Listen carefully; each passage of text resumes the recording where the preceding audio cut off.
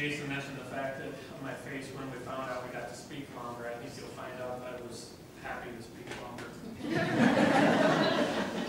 And he mistook that, but move. Sometimes it takes pressure. Other times, the pressure doesn't allow you to move. And shaking up this bottle, and you all know the pressure that builds up. That's my symbol for sometimes our lives are like that. And tonight I'm going to tell you how my pressure built up over my life. What it took to take my cap off. And how that's all evolved into a cause to help others like me. And my pressure really began before I can even remember. It was October 13th, 1963. My father hugged his 6-year-old son, kissed his 5-year-old daughter, set me, the baby of the family, on the floor, a 1.5 years old, and said goodbye to his wife. And he went out for a night of drinking and cards with the boys, like so many fathers have done. Only he didn't come back. There was a car accident, and we lost him. But the first time I remember the pressure starting to build was in kindergarten, a few years later. We had a Mayday program. We're all danced around the pole, working the streamers, and parents are there. Other kids have parents there. My mom has to work. Obviously, my dad's not there. But I have an aunt who's there in their place. So the pressure builds. A few years later, I'm 9 or 10, you're starting to sleep over at a friend's house. And I realized that the other kids, their mom doesn't have to share bunk beds with their sister. The pressure builds. Years go by. It's time to go to a football game. And Mom, who often works 2 jobs, she asks if I want her at that game. The job of a kid in a single-parent family is to make that parent's life easy. I knew she didn't want to go. So I said, no, that's okay. I got it. You can stay home. And I went to that game. No one watching. Now that story does end up a little better. There was a cheerleader watching. And she not all bad. I married that cheerleader on my wedding day. I have no one to call. You screw that cap on a little tighter and the pressure builds. We have kids. And every kid, we have 3 kids. Every kid, you want to call it your father. Or at least that's how I've imagined it. And the pressure builds. You keep that lid on. And you go through life. I've got a great life with the kids and the cheerleader. I've been fortunate to have a great job. But you always keep that lid on. There's always that pressure there. So what gets that lid off? What makes you unscrew that cap on over 40 years keeping that cap on? Because you're afraid of what's going to come out when that cap comes off. I got a phone call one Saturday morning from my mother. I was living back here, and she's back home where I grew up in South Dakota. And there had been an accident the night before. 2 fathers out drinking with the boys. Both lost their lives. 2 fathers, 5 kids without a dad. Maybe 30 miles as the crow flies from where my dad lost his life 40 years earlier. And I'm like, what the hell, Mom? Why? Why did those 2 bodies? lid on. Okay. So, we have a conversation, move on. I still think she's crazy. I don't know why I need to know that. The little hometown paper, little town of 500 people where I grew up, it comes out in a week. I'm 20 years outside of that town and I still get it, because that's how we keep track of our family. And in that paper, they're debating why those fathers were out, why people were drinking, why they got served, who should have drove them home. Talking about everything, but the one thing that's most important to me, and that's the kids. Nobody was talking about the kids.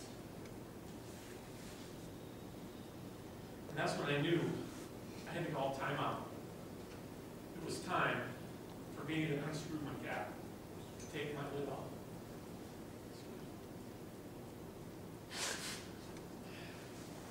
Either that or this. Never went through that con.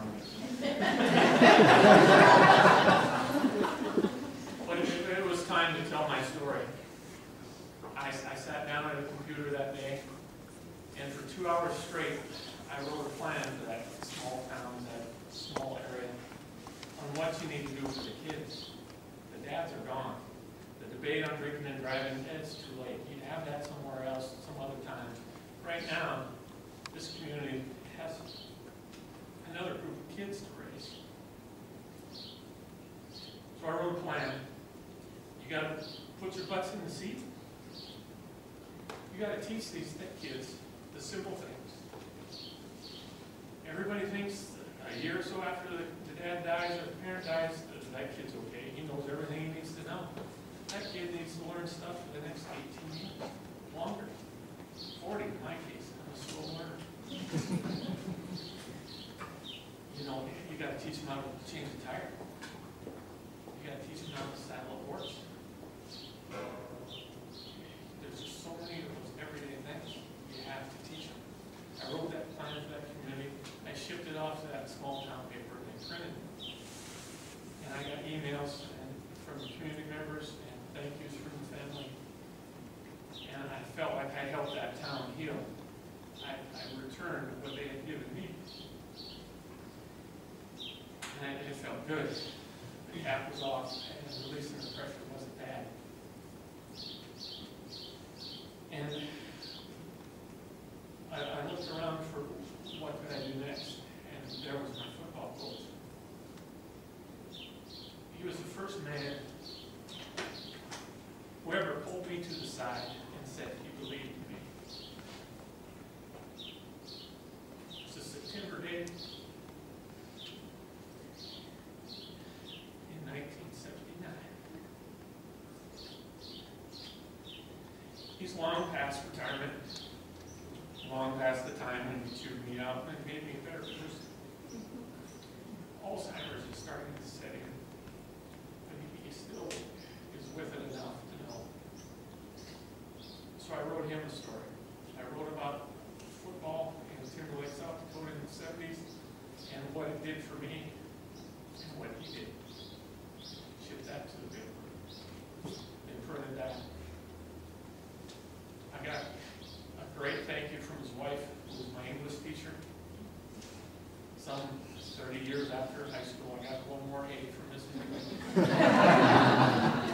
I still have that letter, and I've always had that letter. Got another great letter from his daughter, telling me how I had given him hope again, to live again for whatever time he had. So I felt like I returned the favor that he had given me. So I helped the community, and I helped the first person to ever believe in me.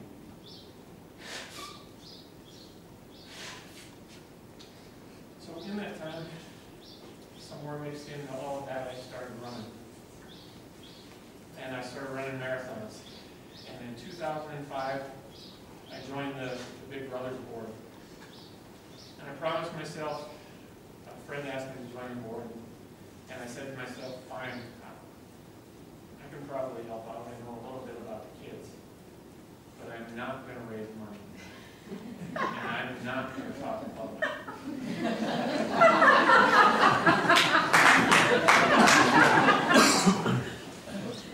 And later in 2005, I ran the New York City Marathon. It was my third marathon, and it was the most American event I've ever been in. I felt proud to be American. Start on Staten Island, where the Verrazano Bridge are in every borough in New York City. And for a kid who grew up like I did, I didn't leave the state of South Dakota for 20 years. We just couldn't go on trips. So after I took that feeling, I wrote a story. They put that in paper too, everything I said in the print. It's a great town.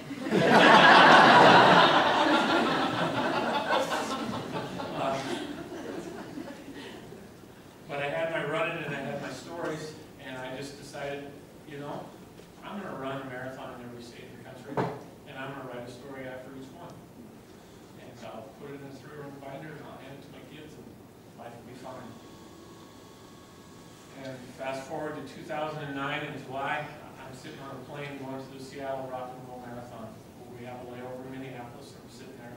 And all of a sudden, 50 people get on the plane, dressed in, they have some wild hair, wild outfits on, and they're hooping and hollering. And they have these pink shirts on, and they're called Team in Training.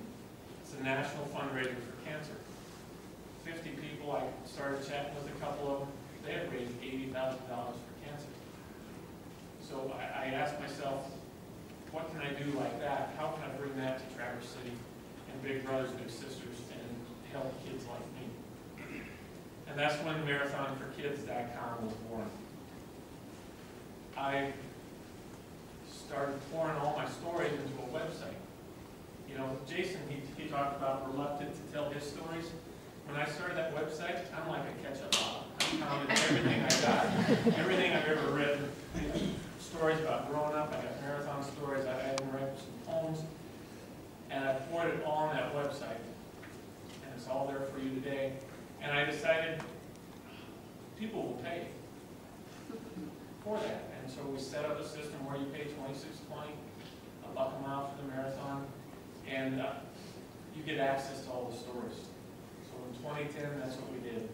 People signed up, some of you are in the room tonight, and Marathon for Kids grew.